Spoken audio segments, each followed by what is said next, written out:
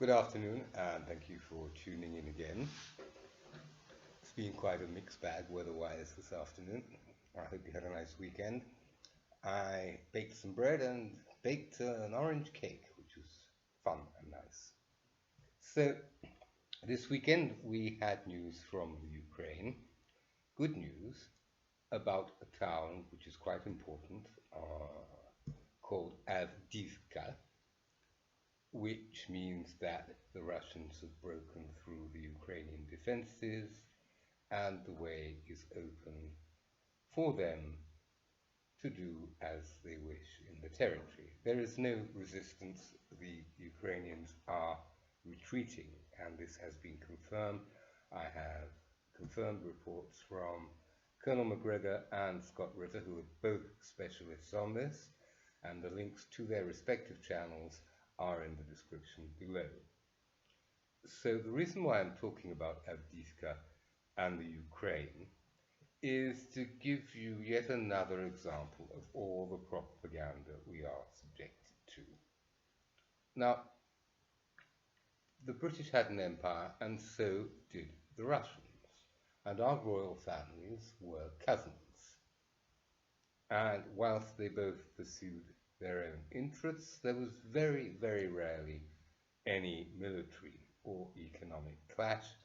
Things were dealt with diplomatically, and the diplomats during the First World War were the cousins and the nephews of the respective royal families. The fact that they couldn't work it out is proof that there was definitely third-party intervention. So coming back to the end of the 20th century and the beginning of the 21st century, the wall came down and was beginning to crumble even before its actual fall. But when it came down, in 1989, Gorbachev, then Russian Soviet premier, but a very, very much reformed one compared to the Stalinian, Leninist, Trotskyist fanatics, much more lenient head of state, met with James Baker and Ronald Reagan. And James Baker and Ronald Reagan made an oral promise that NATO would not go beyond the borders of the newly reunited Germany. And Gorbachev did not get this in writing, sadly. But that's probably because of his lack of experience, and he had a lot on his plate trying to stop the Soviet system from crumbling without anything to replace it. Ever since 1989, NATO has 15 new implantations on the Russian border in Europe. I'm calling them implantations because you can't really call them bases, right? There's nothing really impressive, solid, massive, but there is personnel and there is equipment, but it's all symbolic, basically, because NATO is in a total shambles. There was a Norwegian admiral last year who went on mainstream television, this was broadcast all over the world, saying that they don't have a supply line, they don't have the arms, even if they would start manufacturing the arms, it would be too late, and this was at the end of last year. Not only that, but NATO has no standardization. So anything as simple as radio frequencies, anything as simple as fuses, wires, nuts and bolts. Whereas after the war, the Soviets made a fantastic decision, and that was that everything would be interchangeable, whether it was for a helicopter, a motorbike, a jeep, a truck, a tank, even a plane in many cases. We don't have any of that coordination, whereas everybody could have been manufacturing in their countries, respective countries, but just using the same diameters, the same metric system, the same size, nuts and bolts, which would have made things a hell of a lot simpler for everyone. And so now, instead of sending arms to the Ukraine, because we haven't got any, not enough without leaving ourselves naked, we're just sending billions of dollars, and the arms are going to be bought on the black market, and everybody takes a slice of the cake. I mean, that is how bad it is. I mean, it really is pathetic. So, no supply line. And if you're wondering why you hear reports of Ukrainians surrendering, it's because there isn't even any proper ambulance or medical service if they get injured. They have to bribe an ambulance driver to come and get them. So many do surrender because they know that they're going to get the medical attention they require. They know that they are going to be treated correctly. Plus, they speak the same language. And so it's now over. After Avdiivka, any pretense that there's any chance of the West winning this war is over. Any pretense. So why did they go in the first place? Because they want a state of permanent war.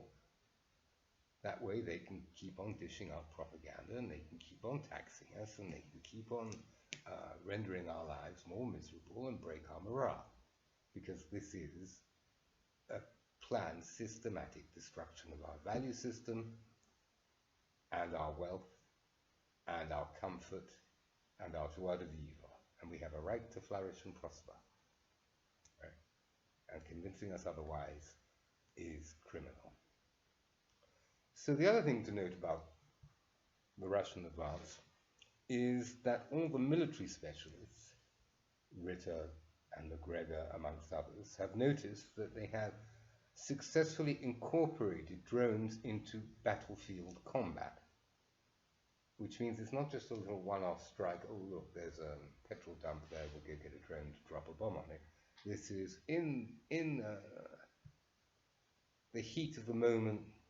The drones are participating, providing air cover and air support during a battle, which is no mean feat, even with AI and all the rest of it. Now, the other thing you have to realize about how restrained and how well organized the Russians are, they did put down a mutiny.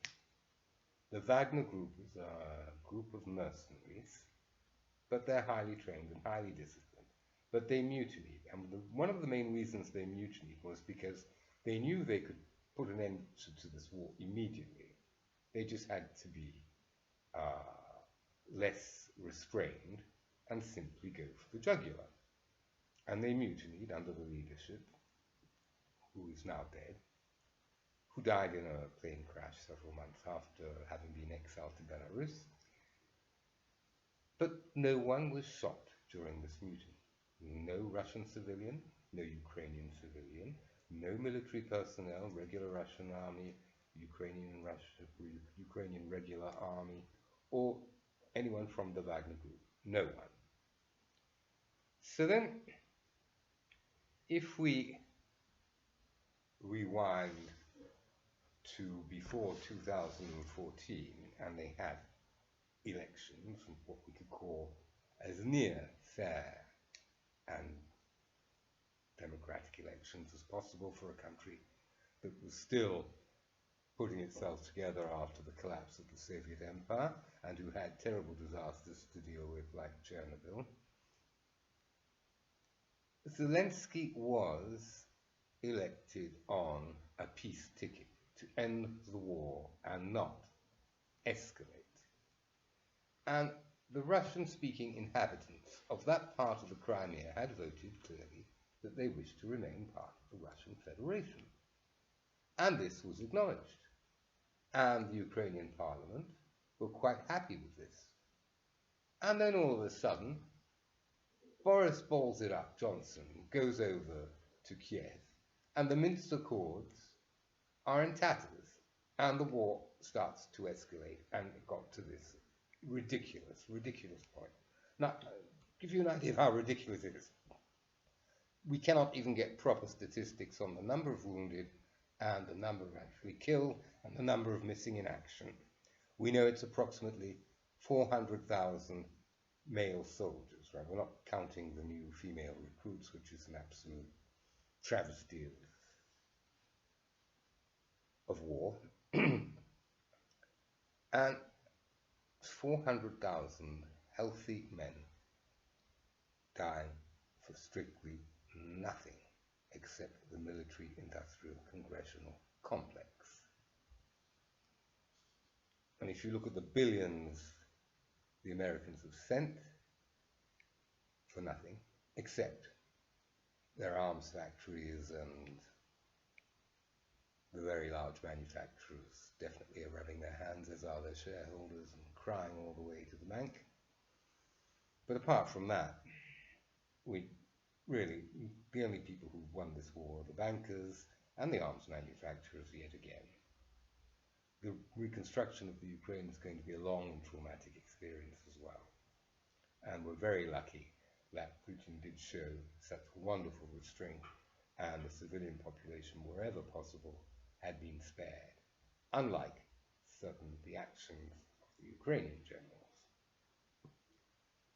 So I have to say that this weekend I did have a really good chuckle, because on my Twitter feed I received 3 unsolicited messages. One was from Ursula, who thinks she's running the European Union. Another was from a deluded Boris Johnson making up a whole load of twaddle about the Ukraine and Russia. And the other one was from David Cameron. So obviously I replied and told them what I thought in no uncertain terms, and then I blocked them. Then I saw a wonderful report, which I saved. And it was Congresswoman Marjorie Taylor Greene, who's definitely got her feet on the ground and her head screwed on, and she was replying to some very silly remarks made by David Cameron, and she said, well, he can kiss my and I thought, I like her. And she definitely got that right. So, finally,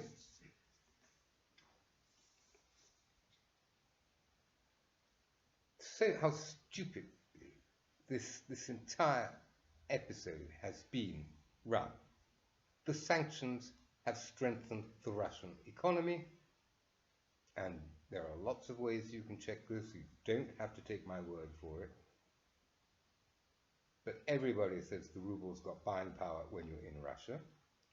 Tucker Carlson also found out for himself, and you can see that very easily. I've put a link to the Tucker Carlson network in the description as well. But another perverse result is that because the West has behaved so badly, this has actually hastened and strengthened the arrival of the BRICS nations actually starting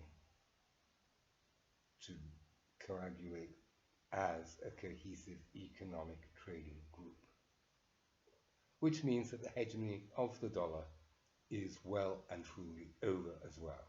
That is how stupid they have become. And all the statistics are very easily traceable on this, but basically the dollar accounts for approximately 35 or 37% of world transactions, whereas before it was well over 80%, nearing 90. So they shot themselves in the foot again, and they don't care about the consequences for us. So that's got to change as well. So that was my little rant today about the Ukrainian war. And whilst I've looked at this from an economic point of view, a military point of view, and a propaganda point of view, I just don't want to lose sight of all those dead people on both sides for absolutely nothing. This could have been avoided. This is total madness, and it has to stop.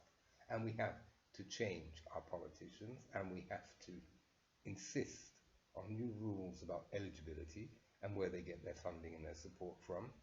This cannot go on. All it takes for evil to take root is for good men to do nothing. Now that's a very old saying. Einstein said it, but it was said before him by the Greeks and many others. We have to put our foot down. Enough is enough. Thank you very much for your time, and I look forward to speaking to you soon. Please do like, share, and subscribe, and please do tell me what you think and leave it in the comments. Thank you so much.